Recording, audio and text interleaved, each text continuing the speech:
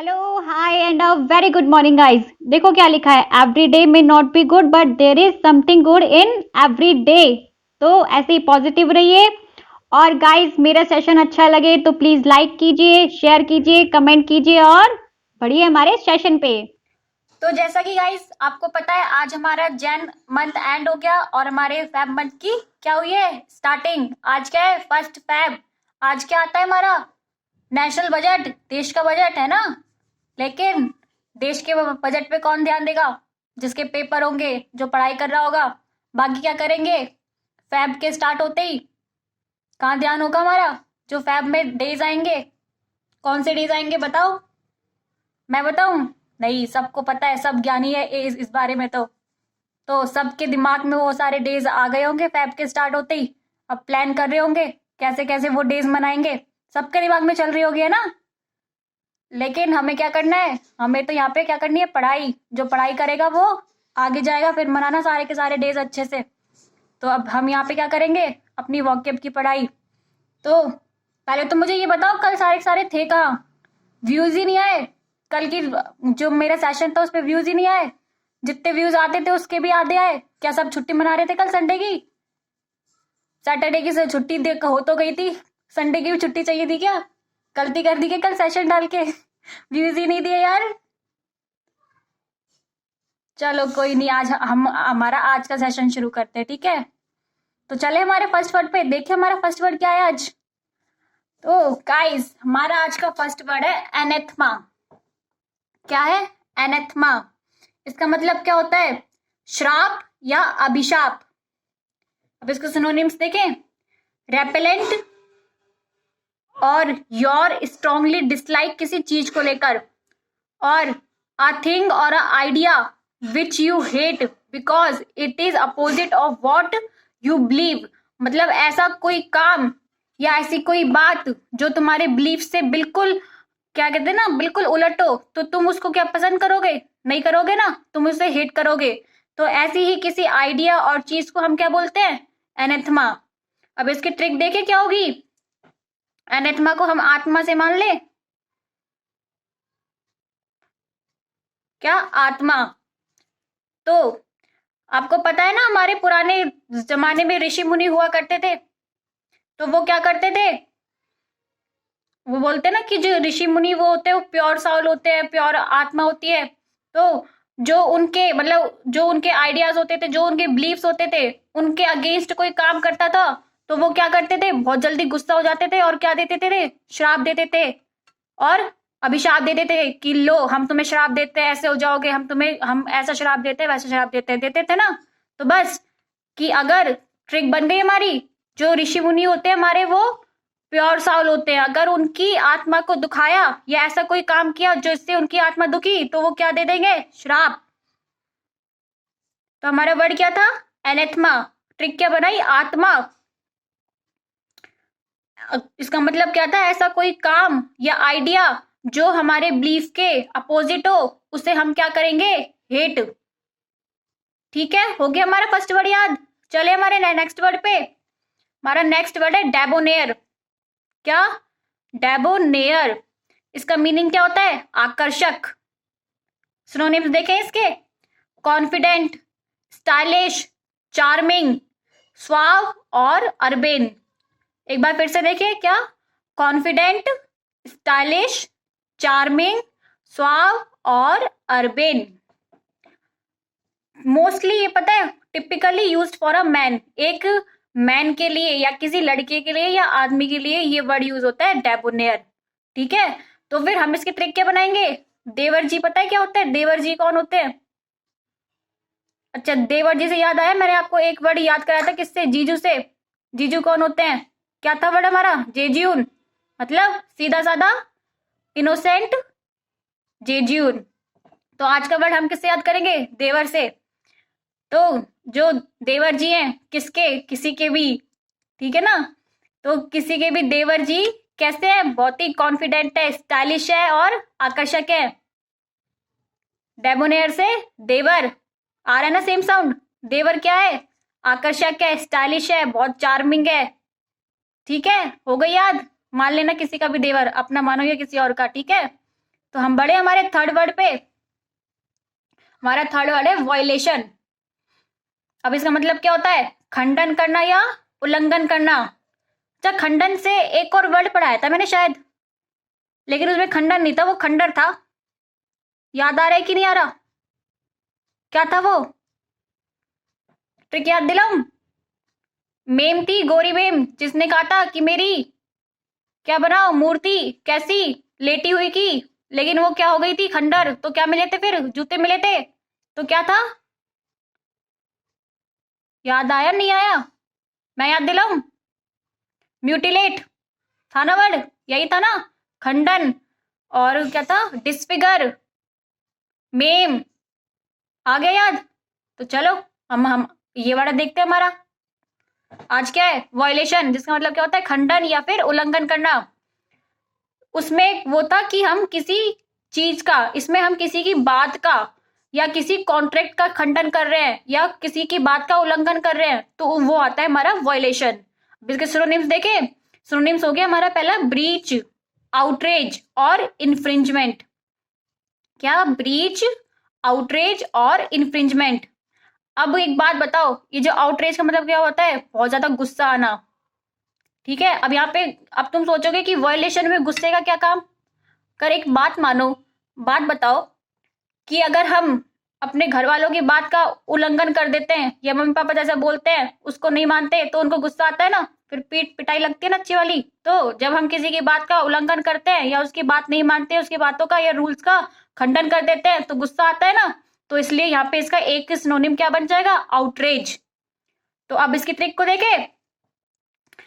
तो फिर भाई घर में कुछ डिसाइड हुआ था। क्या?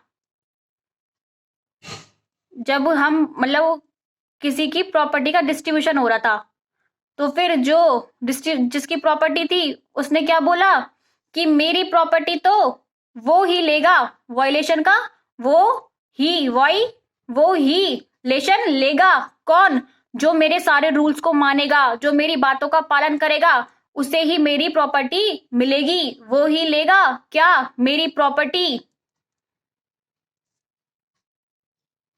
जो कभी मेरी बातों का या रूल्स का उल्लंघन या खंडन नहीं करेगा।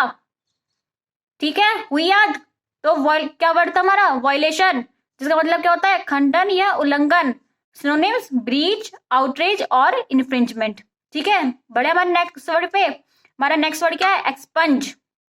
इसका मतलब होता है मिटाना या साफ करना। भाई किसी इंसान को मिटाना या साफ करना नहीं कि भाई किसी इंसान को ही साफ कर आओ, किसी चीज को साफ करना, या किसी अपन जैसे कॉपी में कुछ गलती हो जाती है तो उसको मिटा देते हैं ना रबर से, बस वही वाला मिटाना है। इंसानों को साफ मत करिए ना, बहुत गलत बात होने लग गई आजकल इस दुनिया में। ठीक है वो। तो फिर इसके मीनिंग देखे, सिनोनिम्स इरेज, डिलीट, रब और इफेस। क्या? इरेज, डिलीट, रब और इफेस। अब ये इफेस थोड़ा सा अलग सा लग रहा है ना, इसको याद कराऊं क्या होगा? इफेस में क्या आ रहा है हमारा? फेस। तो फेस को अपन रब करते हैं, जब हमें साफ करना होता है हमारा फेस, तो उसको क्या करते हैं? धोते हैं, रब करते हैं फेस। चाहे फिर आप सोप यूज करते हो या फेस वॉश यूज करते हो, कुछ भी, उस तो फेस को क्या करना है? हमें धोकर साफ करना है। कैसे करेंगे? फिर उसको रब करेंगे, उस पे से जो गंदगी है वो सारी इरेज करेंगे, तभी तो साफ होगा ना। तो इस फेस हमारा साफ करना है। कैसे? उससे उस पे जो गंदगी है उसको हटाकर या मिटाकर। ठीक है, तो हम आते हैं अब हमारे वर्ड पर। एक्सपंज। भाई जिनके पास कार होगी ना उसको ये समझ में आ जाएगा कि ये एक्सपंज की ट्रिक क्या होगी। जो हमारी कार्स होती है ना, कार्स, उन पे जब कोई भी निशान पड़ जाता है या हमें उनकी सफाई करनी होती है, तो हम एक चीज यूज करते हैं। क्या? स्पंज। बहुत ही सॉफ्ट सॉफ्ट सा आता है बिल्कुल, वो कहते हैं ना थर्माकोल का बना हुआ होता है वो, तो उसे बोलते हैं हम स्पंज। तो उस पे हम फिर सर्फ वगैरह डाल के गाड़ी को साफ करते हैं, बिल्कुल चमका देते हैं ना एकदम चमचम बिल्कुल। तो वही चीज आती है हमारी स्पंज। तो एक्सपंज से क्या आ गया? स्पंज। तो स्पंज हमारा क्या काम आता है? गाड़ी को साफ करने में, उस पे जो भी दाग धब्बे या खरोच वरोच होती है उसको मिटाने में। तो एक्सपंज से क्या हुआ? स्पंज। उसका काम क्या हुआ? मिटाना या साफ करना। तो इरेज, डिलीट, रब और इफेस। हो गया हमारा फोर्थ वर्ड भी याद। चले हमारे फिफ्थ वर्ड पे। हमारा फिफ्थ वर्ड है माइरेड। क्या? माइरेड, जिसका मतलब होता है असंख्य। तो सिनोनिम देखिए इसके, इननंबरेबल, अनकाउंटेबल, एंडलेस, और मैथ्स में हमने एक चीज पढ़ी होगी इनफाइनाइट या इन्फिनिटिव, तो वही वाला ये इनफाइनाइट है जिसका कोई अंत नहीं है, जो एंडलेस है, उसे बोलते हैं माइरेड।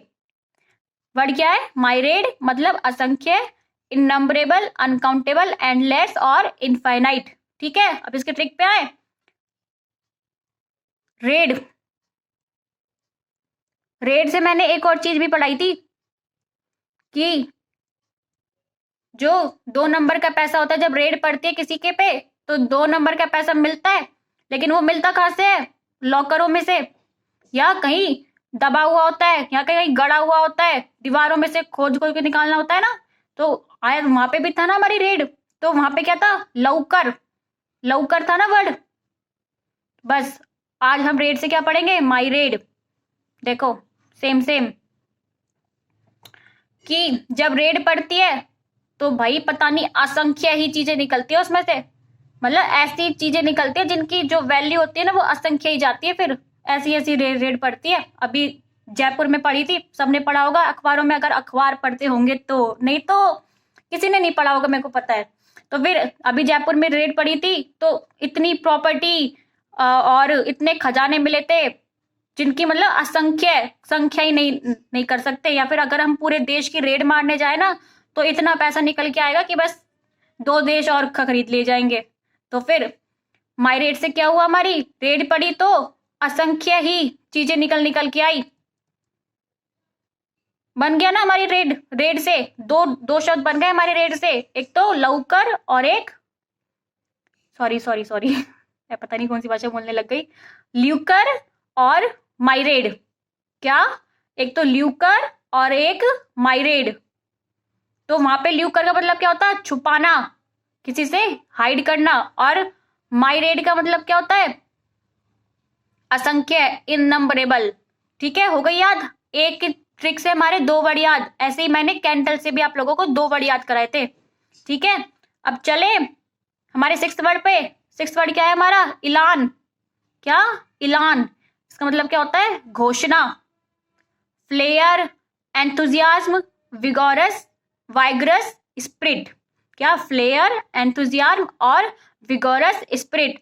अब आप सोच रहे हो कि यहाँ पे एंथुजियाज्म या फिर विगोरस स्प्रिट। अब विगोरस स्प्रिट का मतलब कहते हैं ना, एक तरह से एंथुजियाज्म मतलब बहुत ज्यादा क्या आपके अंदर उत्साह, बहुत ज्यादा जोश, जोश बोलते हैं ना, बहुत ज्यादा जोश का मतलब होता है विगोरस स्प्रिट, बहुत ज्यादा वाला जोश है आपके अंदर। तो फिर अब यहाँ पे एंथुजियाज्म क्यों आया? देखो इलान से हम एक ट्रिक बनाएंगे, क्या? हमारी ऐलान, जब हमें कोई ऐलान करना होता है तो ऐसा थोड़ी है कि हम बिल्कुल ही ऐसे बोल के चल जाएंगे, हाँ भाई कोई कोई चीज हुई कि आज यहाँ पे पूरियां बटेंगी, ऐसे बोल के चल जाएंगे तो सबको पता चल जाएगा? क्या नहीं, बहुत बड़ा ऐलान करना होता है, उसके लिए बहुत ज्यादा जोश चाहिए होता है, बहुत ज्यादा क्या बोलते हैं अंदर से आवाज चाहिए होती है। तो उसके लिए क्या लगती है? हमारी एंथुजियाज्म, और क्या लगती है? Vigorous spirit. ठीक है, तो ऐलान से क्या हुआ? ऐलान, कि जब ऐलान करनी थी, कोई घोषणा करनी होती है, देखो ऐलान और घोषणा दोनों एक ही चीज आ गई। ऐलान किया किसी घोषणा का, उसके लिए हमें क्या चाहिए? बहुत ज्यादा एंथुजियाज्म और विगरस स्पिरिट। ठीक है, हो गई हमारी 6th वर्ड भी याद। चले 7th पे। 7th वर्ड है हमारा कंप्लेसमेंट। क्या? कंप्लेसेंट। कंप्लेसेंट इसका मतलब होता है आत्मसंतुष्ट। तो अब इसके सिनोनिम्स देखे, स्मग, मग्ड अप, और पर्सन प्लीज्ड विद हिमसेल्फ, मतलब कोई भी बंदा जो अपने आप से खुश हो, अपने आप से प्लीज्ड हो, अपने आप तक ही संतुष्ट हो, उसको बोलेंगे हम क्या? कंप्लेसेंट।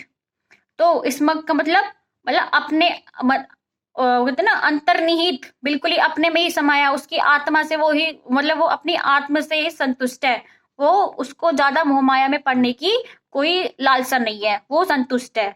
और मगडब का मतलब होता है कंपाइल करना, मतलब बहुत सारी चीजों को एक जगह कंपाइल करके या इकट्ठा करके एक जगह रख देना, मतलब एक मग्गे, मगडब मतलब बहुत सारी चीजों को भर के एक में और एक मग्गे में भर देना। तो मतलब क्या हुआ?